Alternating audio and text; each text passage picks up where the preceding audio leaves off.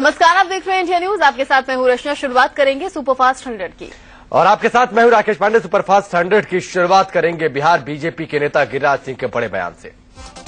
Bihar BJP के नेता गिरिराज सिंह ने झारखंड के बोकारो में विवादास्पद बयान दिया। गिरिराज ने एक रैली को संबोधित करते हुए कहा कि जो लोग नरेंद्र मोदी के पीएम बनने का विरोध कर रहे हैं, उन्हें चुनाव परिणाम आने के बाद पाकिस्तान जाना होगा।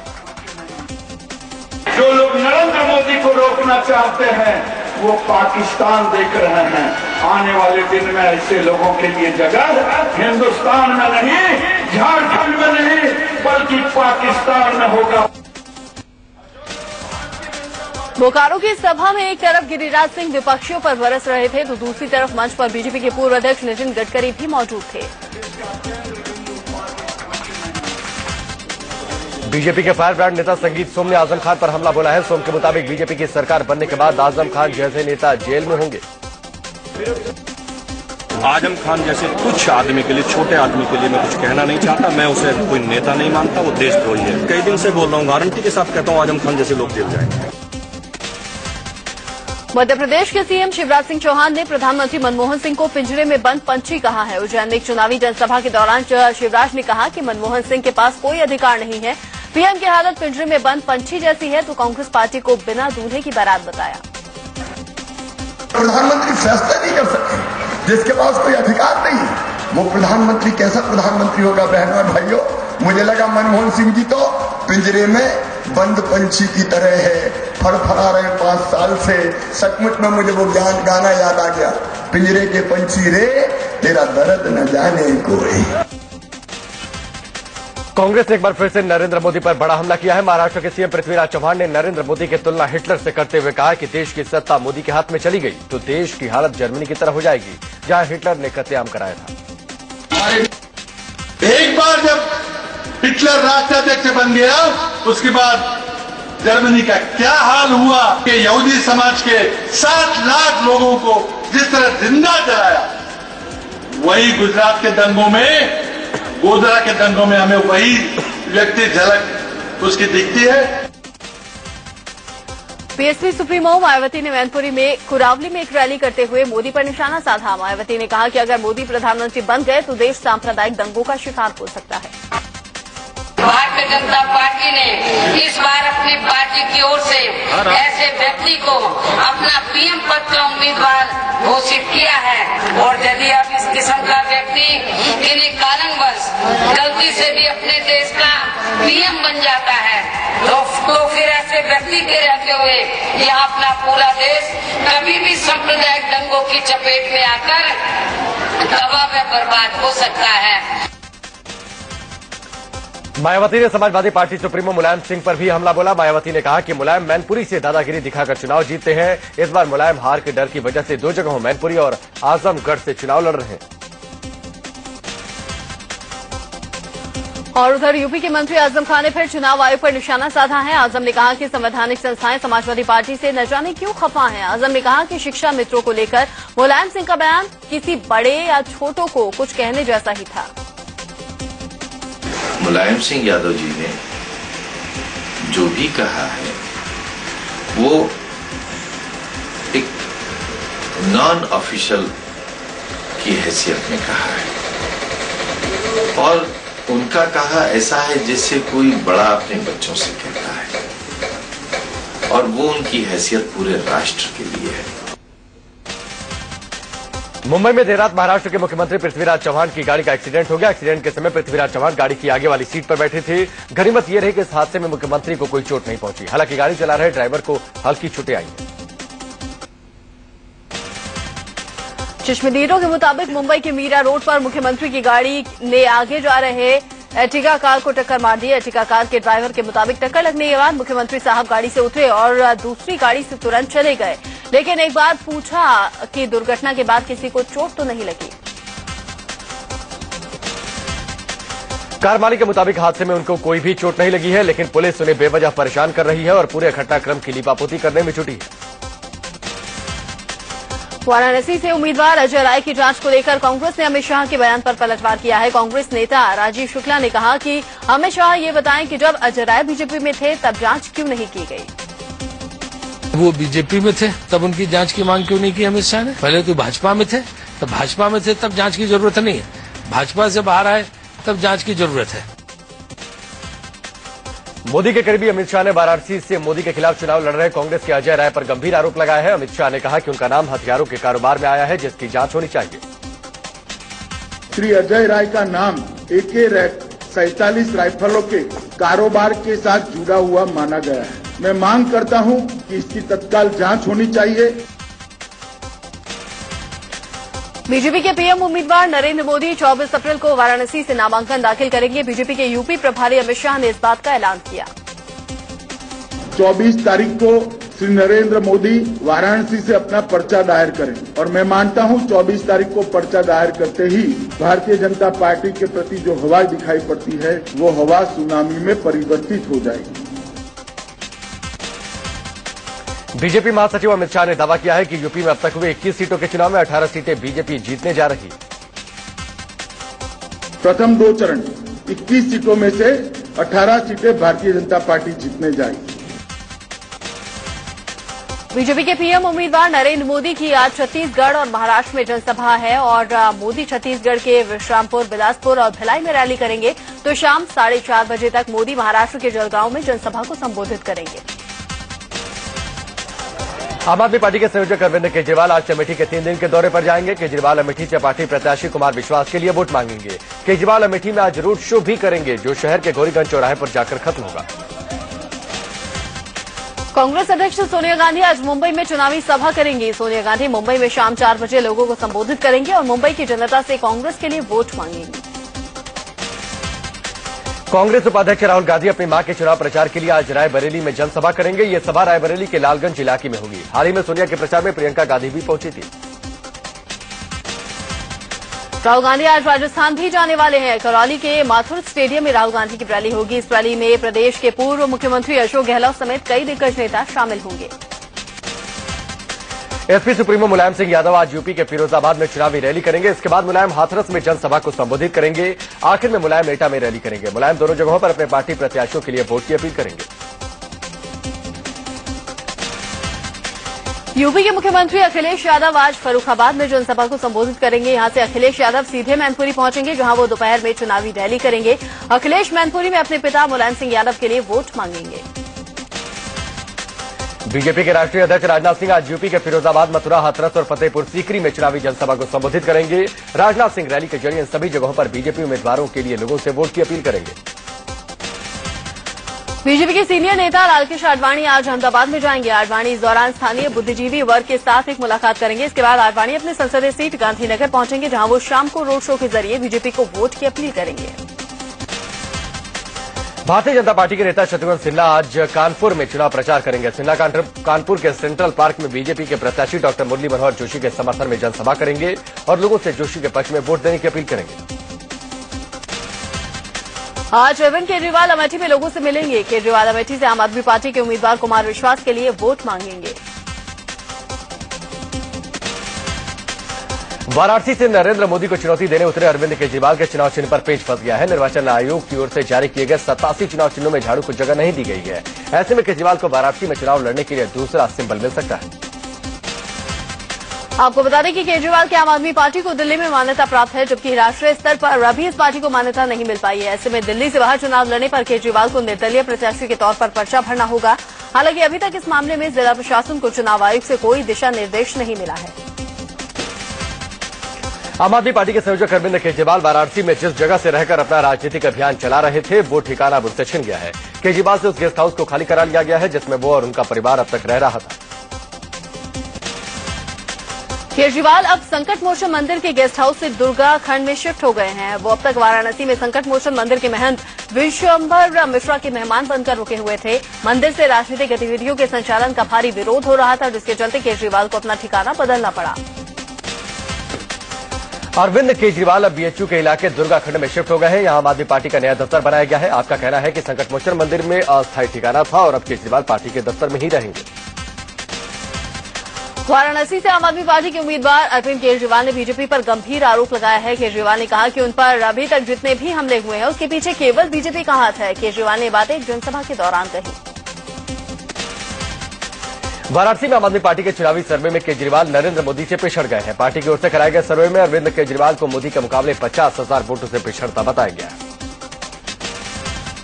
आम आदमी पार्टी के संयोजक अरविंद केजरीवाल पर दिल्ली की एक अदालत ने 2500 रुपए का जुर्माना लगाया। कोर्ट ने जुर्माना केजरीवाल पर मानहानि केस में पेश न होने पर लगाया है। केजरीवाल के खिलाफ मानहानि के मामले की अगली सुनवाई 24 मई को होगी। दिल्ली के पटियाला हाउस कोर्ट में कपिल सिब्बल के बेटे अमित सिब्बल की याचिका पर सुनवाई करते हुए केजरीवाल पर जुर्माना लगाया गया। कोर्ट ने केजरीवाल के साथ साथ उनके सहयोगी मनीष सिसोदिया, शाजिया इल्मी और प्रशांत भूषण पर भी 2,500 रुपए का जुर्माना ठोका। मानहानि के इस मामले में पटियाला हाउस कोर्ट का बेहद सख्त रुख नजर आया। कोर्ट ने केजरीवाल के वकील को चेतावनी भी दी है। कोर्ट ने केजरीवाल के वकील से कहा कि अगर अरविंद अगली तारीख पर हाजिर नहीं हुए तो अदालत उनके खिलाफ सख्त कार्रवाई कर सकती है। आम आदमी पार्टी के विधायक राजेश गर्ग को दिल्ली पुलिस ने उनके कुछ समर्थकों के साथ गिरफ्तार किया है। पिछले 4 दिनों से राजेश गर्ग अपने कार्यकर्ताओं समेत रोहिणी के एजुकेशन ऑफिसर के दफ्तर में धरना प्रदर्शन कर रहे थे। इसकी शिकायत एजुकेशन ऑफिसर ने पुलिस से की थी, जिसके बाद ये गिरफ्तारी हुई। बोकारो में बीजेपी नेता मुख्तार अब्बास नकवी ने एक बार फिर से राम मंदिर का राग अलापा है। उन्होंने कहा कि संवैधानिक दायरों के तहत राम मंदिर निर्माण होना चाहिए। असम के मंगलडोई में जनसभा को संबोधित करते हुए नरेंद्र मोदी ने एक बार फिर से राहुल गांधी पर शहजादा कहते हुए हमला किया।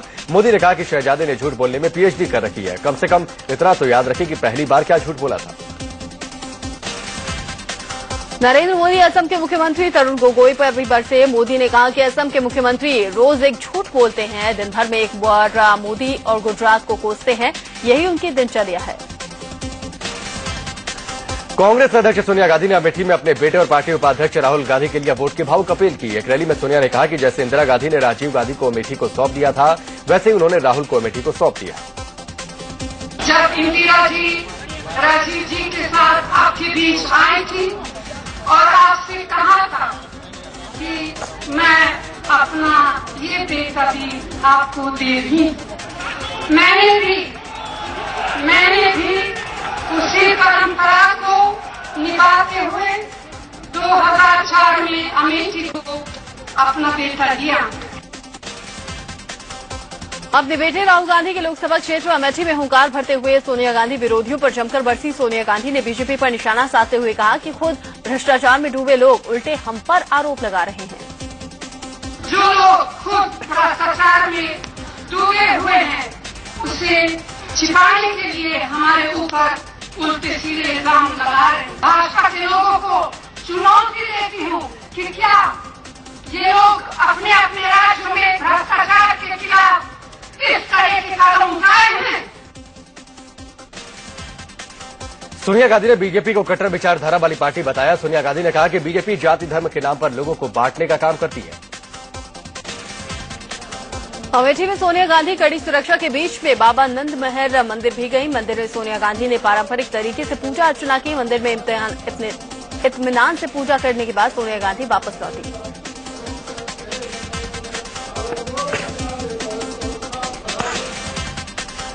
पश्चिम बंगाल के मालदा में राहुल गांधी ने विरोधियों पर हमला करते हुए लोगों से कांग्रेस को जिताने की अपील की। राहुल गांधी ने कहा कि हम गरीबों की सरकार बनाना चाहते हैं, लेकिन विपक्षी गिने चुने अमीरों की सरकार चाहते हैं। मुस्लिम धर्मगुरु कल्बे जवाद ने कांग्रेस पर बड़ा हमला बोला है। जवाद ने कांग्रेस को सबसे बड़ी सांप्रदायिक पार्टी कहा। उन्होंने कहा कि कांग्रेस ने हमेशा बांटो और राज करो की नीति अपनाई है। अभिनेत्री अमीषा पटेल ने गुजरात में गांधीनगर से कांग्रेस कैंडिडेट किरीट पटेल के लिए रोड शो कर वोट मांगा। इस सीट पर किरीट का मुकाबला बीजेपी के दिग्गज नेता लालकृष्ण आडवाणी से है। राजस्थान के अलवर से बीजेपी कैंडिडेट महंत चांदनाथ नई मुश्किल से घिर गए हैं। उनका एक ऐसा फोटो सामने आया है जिसमें वो नोटों की माला पहने हुए दिखाई दे रहे हैं। नोटों की माला पहनना और पहनाना आचार संहिता का उल्लंघन है। महंत चांदनाथ की ये फोटो 11 अप्रैल की है, जब निमराना इलाके में एक सभा के दौरान उन्हें 11,000 के नोटों की ये माला पहनाई गई थी। मौका बीजेपी के चुनाव कार्यालय के उद्घाटन का था। ये फोटो महंत चांदनाथ की मुश्किलें बढ़ा सकती है। शिवसेना नेता मनोहर जोशी ने एक बड़ा खुलासा किया। इंडिया न्यूज को दिए गए इंटरव्यू में जोशी ने दावा किया कि एनसीपी अध्यक्ष शरद पवार महाराष्ट्र में 2009 के विधानसभा चुनाव में शिवसेना के साथ गठबंधन करने के लिए तैयार हो गए थे। मनोहर जोशी ने बताया कि उद्धव ठाकरे ने शरद पवार के साथ बातचीत करने के लिए कहा था और उन्होंने की। शरद पवार तैयार भी हो गए थे, लेकिन बाद में वो इससे पीछे हट गए। वो नहीं जानते कि ऐसा क्यों। जोशी के दावे पर एनसीपी प्रवक्ता नवाब मलिक ने कहा है कि शिवसेना में जोशी के लिए जगह नहीं है। उस पार्टी ने उन्हें राज्यसभा और लोकसभा का टिकट देने से मना कर दिया। अब वो इस तरह की बेबुनियाद बातें कर पार्टी में अपने लिए जगह बनाने की कोशिश कर रहे हैं। जोशी के दावे पर एनसीपी प्रवक्ता नवाब मलिक ने कहा है कि शिवसेना में जोशी के लिए जगह नहीं है। उस पार्टी ने उन्हें राज्यसभा और लोकसभा का टिकट देने से मना कर दिया। अब वो इस तरह की बेबुनियाद बातें कर पार्टी में अपने लिए जगह बनाने की कोशिश कर रहे हैं। जौनपुर से मौजूदा सांसद धनंजय सिंह ने निर्दलीय लोकसभा चुनाव लड़ने का ऐलान किया है। जेल से जमानत पर रिहा धनंजय ने कहा कि वो 22 अप्रैल को निर्दलीय उम्मीदवार के रूप में अपना नामांकन दाखिल करेंगे। धनंजय सिंह ने कहा कि कांग्रेस ने मुझे साजिश के तहत फंसाया है। मैं जनता की अदालत में इंसाफ मांगने आया हूं। धनंजय सिंह महिला रेलवे कर्मचारी से रेप के आरोप में जेल में गए थे। साथ ही दिल्ली में नौकरानी हत्याकांड में भी उनका नाम है। यूपी के फैजाबाद सीट पर बीजेपी के लिए मुश्किल खड़ी हो गई है। यहां से बीजेपी कैंडिडेट लल्लू सिंह के खिलाफ हिंदू महासभा ने रामविलास वेदांती को चुनावी मैदान में उतार दिया है। वेदांती ने शनिवार को फैजाबाद से नामांकन दाखिल किया। हिंदू महासभा को उम्मीद थी कि वेदांती को बीजेपी बस्ती या अम्बेडकर नगर से टिकट देगी। बीजेपी ने भरोसा भी दिया था, लेकिन उसने वादा पूरा नहीं किया। ऐसे में वेदांती ने फैजाबाद से चुनाव लड़ने का फैसला किया। हिंदू महासभा का कहना है कि उसने फैजाबाद कैंडिडेट लल्लू सिंह को बदलने के लिए बीजेपी अध्यक्ष राजनाथ सिंह से अपील भी की थी, लेकिन कोई फायदा नहीं हुआ, इसलिए उसे अपना कैंडिडेट उतारना पड़ा। वाराणसी में नरेंद्र मोदी, अरविंद केजरीवाल और अजय राय जैसे दिग्गजों को चुनौती दे रही कमला किन्नर ने शनिवार को अपना नामांकन दाखिल किया। भारी भीड़ और गाजे बाजे के साथ पर्चा भरने पहुंची कमला किन्नर ने जीत का भरोसा दिया। इलाहाबाद में कांग्रेस की वैकल्पिक प्रत्याशी के रूप में मेयर अभिलाषा गुप्ता ने नामांकन दाखिल किया। अभिलाषा यहां से कांग्रेस कैंडिडेट नंद गोपाल गुप्ता नंदी की पत्नी है। नंदी की उम्मीदवारी खारिज होने के डर से कांग्रेस ने अभिलाषा को वैकल्पिक प्रत्याशी बनाया। कुशीनगर सीट से आम आदमी पार्टी के कैंडिडेट अखंड प्रताप सिंह बैलगाड़ी से नामांकन करने के लिए पहुंचे। उनका कहना था कि पार्टी के पास ज्यादा फंड नहीं है, इसलिए वो बैलगाड़ी से पर्चा दाखिल करने के लिए आए हैं। बिहार के हाजीपुर सीट से आम आदमी पार्टी के उम्मीदवार राजकुमार पासवान ने पर्चा दाखिल किया। इस सीट पर राजकुमार का मुकाबला एलजेपी अध्यक्ष रामविलास पासवान से है।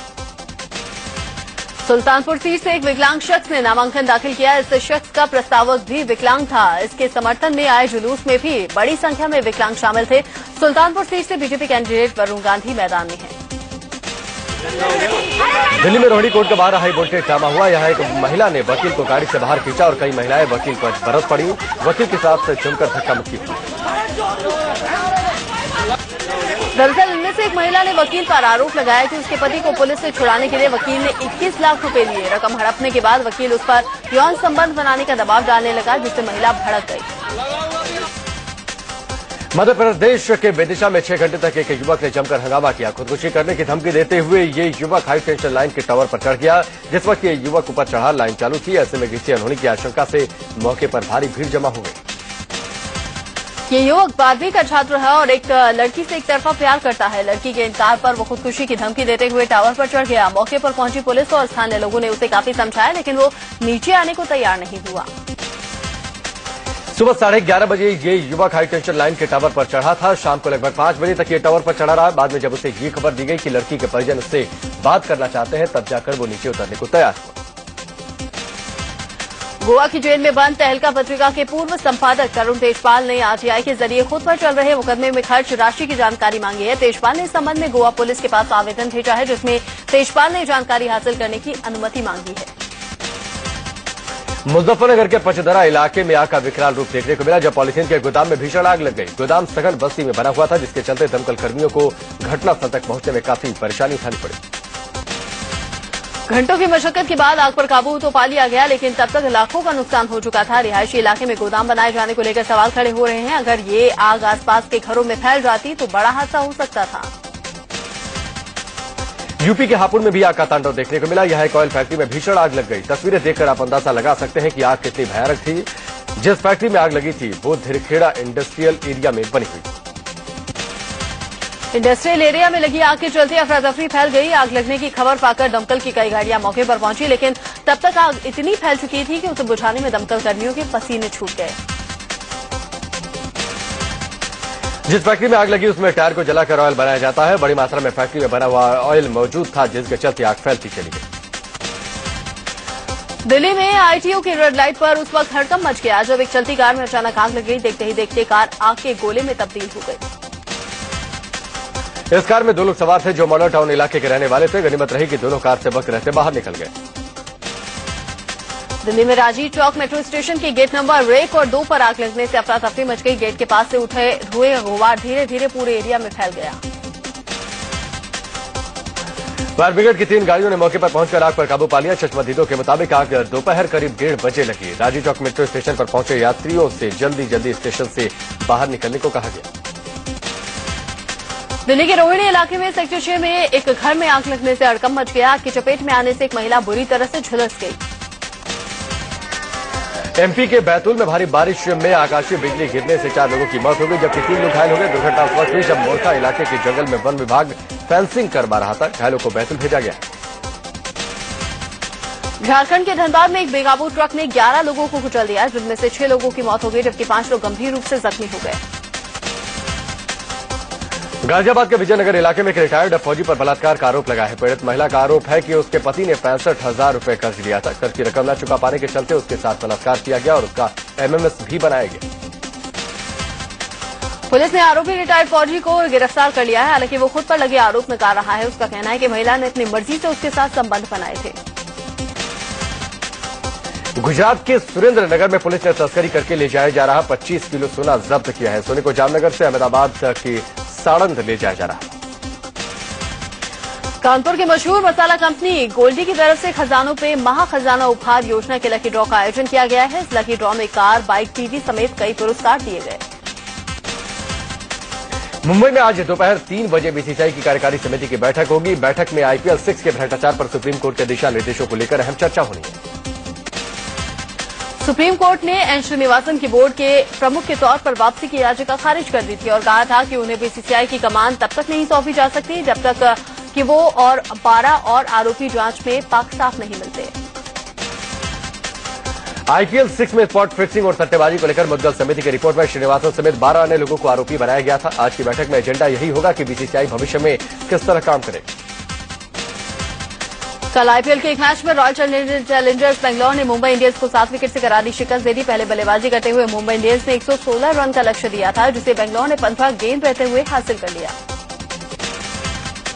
आईपीएल 7 में कल खेले गए एक और मैच में दिल्ली डेयरडेविल्स ने कोलकाता नाइट राइडर्स को 4 विकेट से हरा दिया। 167 रन के टारगेट को दिल्ली ने 3 गेंदें बाकी रहते हासिल कर लिया। आईपीएल में आज केवल एक ही मैच है। ये मुकाबला किंग्स 11 पंजाब और राजस्थान रॉयल्स के बीच में है। रॉयल चैलेंजर्स बेंगलोर के खिलाफ 1 विकेट लेने के साथ ही लसित मलिंगा के नाम पर पर्पल कैप हो गई है। मलिंगा आईपीएल 7 में अब तक सबसे ज्यादा विकेट लेने वाले गेंदबाज बन गए हैं। 2 मैच में 4 विकेट मलिंगा ले लिए। स्पेन के डेविड फेडरर और Monte Carlo masters tennis tournament में बड़ा उलटफेर किया है। डेविड फेडरर ने अपने हमवतन और 8 बार के चैंपियन राफेल नडाल को फाइनल में हरा दिया। पाकिस्तानी टीवी चैनल जियो न्यूज के सीनियर एंकर हामिद मीर को अज्ञात हमलावरों ने गोली मार दी। फिलहाल हालत स्थिर बताई जा रही है। इस वारदात में हामिद मीर बुरी तरह से जख्मी हुए हैं। उन्हें कराची के एक निजी अस्पताल में भर्ती करवाया गया है। मलेशिया के लापता विमान की खोज जल्द बंद हो सकती है। पानी में भेजी गई रोबोटिक मशीन से भी विमान के मलबे या ब्लैक बॉक्स का पता नहीं चल सका है। दक्षिण कोरिया में एक जहाज हादसे में मरने वालों की संख्या 32 हो गई है। 265 लोगों के बारे में अब तक कुछ पता नहीं चल पाया है। चीन में 4 हाथ और 4 पैर वाले एक बच्चे का सफल ऑपरेशन किया गया। ऑपरेशन के जरिए बच्चे के 2 हाथ और 2 पैर अलग किए गए। गुड़गांव में मोस्ट स्टाइलिश अवार्ड का आयोजन किया गया। समारोह में फिल्म अभिनेता अक्षय कुमार को इंडिया स्टाइल आइकन अवार्ड से नवाजा गया। निर्माता निर्देशक सुभाष चगई की फिल्म काशी का नया गाना रिलीज किया गया है। बंगाली बाला मिष्टी इस फिल्म के जरिए बॉलीवुड में डेब्यू कर रही है। और अर्जुन कपूर और आलिया भट्ट की फिल्म 2 स्टेट्स ने रिलीज से पहले ही दिन बॉक्स ऑफिस पर 12 करोड़ रुपए की कमाई के साथ शानदार शुरुआत की है।